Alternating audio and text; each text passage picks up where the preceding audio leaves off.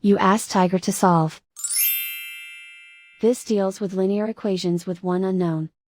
The final result is x equals 8/3. Let's solve it step by step. Simplify the expression. Group like terms.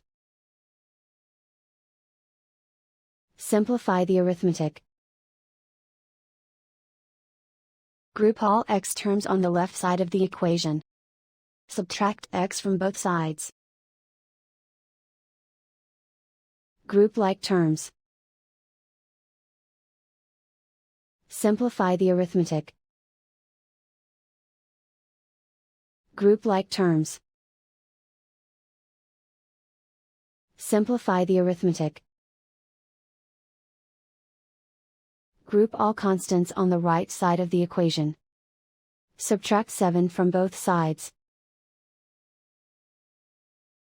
Simplify the arithmetic.